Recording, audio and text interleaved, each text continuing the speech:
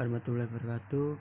Saya Iwan Elia Zakaria dari Prodi Teknik Elektro dengan NIM 2015-03-15. Di sini saya akan menjelaskan tentang UAS mata kuliah peralatan tegangan tinggi. Jadi untuk soal nomor 1, sebutkan komponen-komponen gardu induk beserta fungsinya. Yang pertama itu CC atau pembagi tegangan kapasitor, berfungsi untuk membagi tegangan perisai pemerataan kapasitif tipe tegangan tinggi. Yang kedua itu PT atau trafo tegangan, berfungsi untuk menaikkan maupun menurunkan tegangan listrik. Yang ketiga itu LT atau filter frekuensi tinggi, berfungsi untuk menghambat dan memblokir sinyal frekuensi rendah yang telah disaring dengan dilewatkan pada sinyal frekuensi tinggi.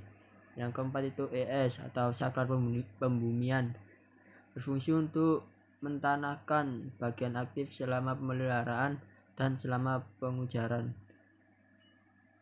Untuk yang nomor 5 adalah DS atau saklar pemisah, berfungsi untuk memisahkan peralatan lain atau instalasi lain yang bertegangan.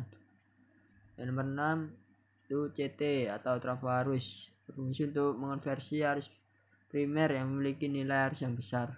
Yang ketujuh itu CB atau pemutus daya, berfungsi untuk membuka atau menutup suatu rangkaian listrik dalam kondisi berbeban, serta maupun membuka atau menutup saat terjadi arus gangguan atau hubung singkat pada jaringan. Yang ke-8 itu LA atau pelindung tegangan lebih, berfungsi untuk melindungi peralatan instalasi tenaga listrik atau gardu induk dari gangguan tegangan lebih akibat surja hubung maupun surja petir. Yang ke-9 itu TD atau trafo daya, fungsi untuk menyalurkan tenaga atau daya listrik dari tegangan tinggi ke tegangan rendah atau sebaliknya. Yang keempat, yang ke-10 itu konduktor, berfungsi untuk menyalurkan arus listrik. Yang ke-11 itu isolator, elemen yang tidak bisa mengantarkan listrik. Untuk soal nomor 2, bagaimana cara pengendalian tekanan medan elektrik pada tegangan tinggi. Tekanan medan elektrik yang terdapat pada isolasi suatu peralatan listrik berbanding lurus dengan tegangan kerja atau V peralatan tersebut dan berbanding terbalik dengan jarak susunan elektroda atau S yang terbentuk dalam peralatan tersebut. Atau dirumuskan E sama dengan V per S. Karena peralatan tegangan tinggi bekerja pada tegangan yang tinggi, maka isolasinya memiliki tekanan medan elektrik yang tinggi, sehingga konstruksinya harus dirancang agar mampu memikul tekanan medan elektrik tersebut. Tujuan ini dapat dicapai dengan memperbesar dimensi bahan isolasi dan mengendalikan tekanan medan elektrik. Maka suatu peralatan tegangan tinggi dapat ditandai dari dimensi sistem isolasi yang lebih besar dan adanya usaha pengendalian tekanan medan elektrik pada peralatan itu. Untuk soal nomor 3, bagaimana sistem pendinginan pada peralatan tegangan tinggi. Peralatan pendingin berfungsi untuk meningkatkan kapasitas daya antar arus peralatan. Misalnya inti kabel dibuat berbentuk pipa atau holo konduktor, dan pada bagian dalam pipa dialirkan air pendingin atau dengan memasukkan kabel ke dalam satu pipa yang dialirkan air pendingin. Dan pada trafo daya minyak isolasinya dibuat bersirkulasi melalui radiator. Soal nomor 4, bagaimana penyambungan kabel tegangan tinggi. Penyambungan kabel tegangan tinggi hanya dapat dilakukan dengan suatu peralatan yang disebut penyambungan tegangan tinggi, yaitu suatu peralatan yang dirancang khusus untuk menyambung antar konduktor pada peralatan tegangan tinggi. Soal nomor 5, bagaimana proses terjadinya corona dan bagaimana cara penanganannya. Jadi proses terjadinya corona yaitu ketika kuat medan elektrik di permukaan melebihi kekuatan dielektrik udara atau media di sekitarnya. Maka pada udara atau media yang bersentuhan dengan permukaan konduktor akan terjadi peristiwa pelepasan muatan. Cara penanganan untuk mencegah corona adalah dengan membuat medan elektrik di permukaan dibuat berkurang hingga lebih dari kekuatan elektrik udara atau media di sekitarnya. Hal tersebut dapat dilakukan dengan memperbesar ukuran diameter konduktor atau menggunakan konduktor berongga. Soal nomor 6, jelaskan cara kerja pemutus daya berikut dan berikan contoh penggunaannya. Untuk pemutus daya udara, macam-macam pemutus daya ada 5, yaitu pemutus daya udara, pemutus daya minyak, pemutus daya udara tekan, pemutus daya vakum, dan pemutus daya SF6.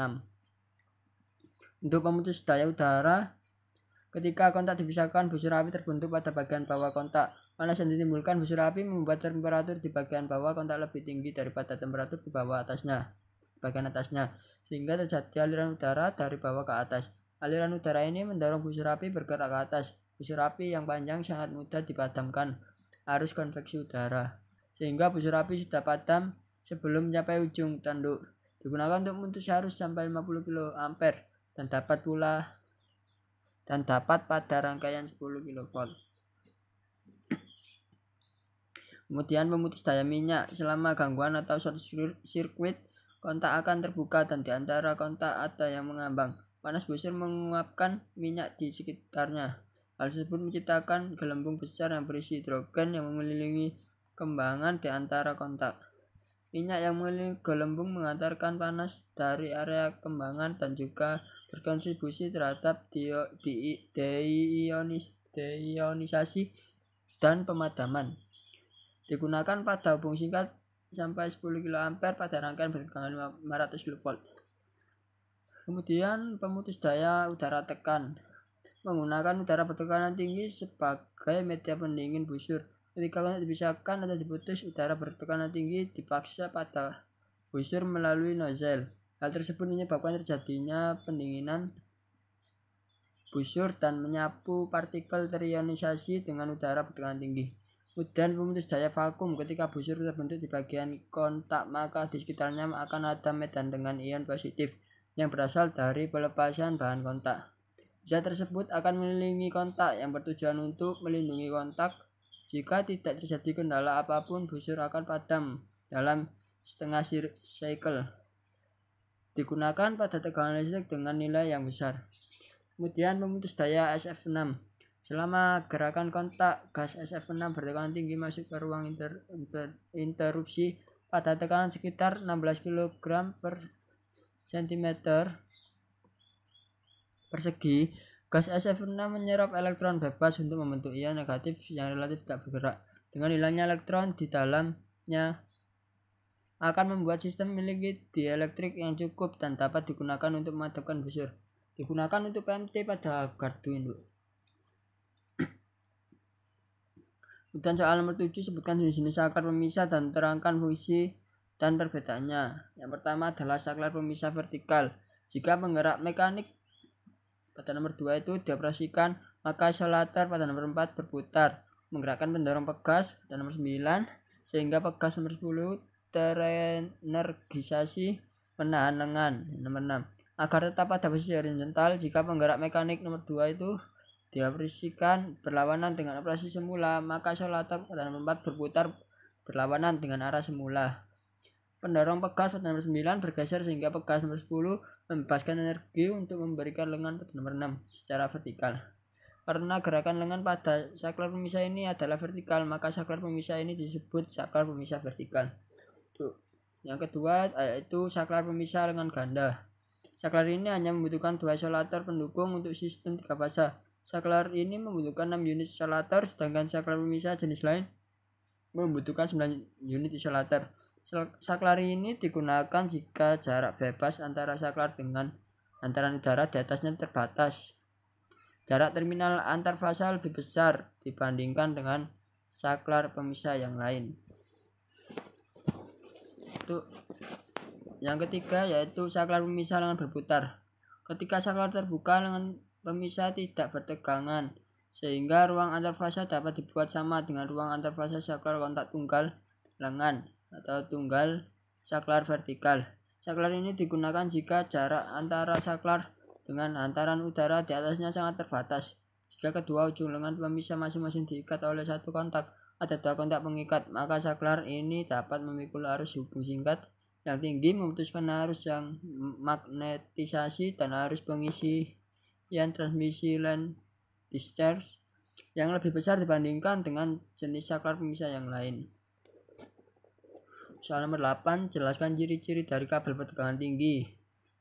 Yaitu kabel tegangan tinggi pada umumnya berinti tunggal dan berinti 3. Bahannya terbuat dari pilihan serat tembaga atau aluminium. Yang kedua, antara konduktor dan isolator memiliki rongga dengan isolasi berbahan minyak, polimer, dan kertas yang diimpregnasi minyak mineral. Soal nomor 9, sebutkan macam-macam arrestor pada tegangan tinggi beserta kegunaannya. Yang pertama yaitu arrestor ekspulsi. Arrestor ini mempunyai dua jenis sela, yaitu sela luar dan sela dalam. Sela dalam ditempatkan di dalam tabung serat. Bila terminal arrestor tiba suatu surga petir, maka kedua sela terpecik. Arus susulan yang terjadi memanaskan permukaan dalam tabung serat. Akibatnya tabung mengeluarkan gas. Dapat digunakan untuk melindungi trafo distribusi bertegangan 3 sampai 15 kV, tetapi belum memadai untuk melindungi trafo daya. Dapat juga digunakan pada saluran transmisi untuk mengurangi besar tegangan surga petir yang masuk ke gardu induk. Yang kedua yaitu arrestor katup. Arrestor ini terdiri atas beberapa sela percik yang dihubungkan seri dengan resistor tak linier. Resistor tak linier mempunyai tegangan yang rendah saat dialiri arus besar dan mempunyai tegangan yang besar saat dialiri arus kecil. Resistor tak linier yang umumnya digunakan untuk arrestor tersebut dari bahan silikon karbid.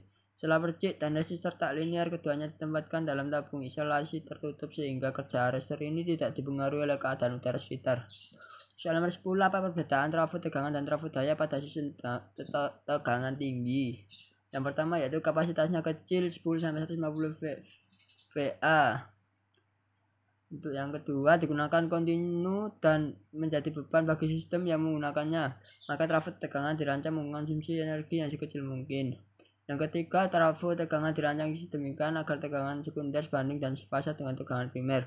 Yang keempat, tegangan pengenal sekunder trafo tegangan umumnya ditetapkan 100 sampai 230 volt.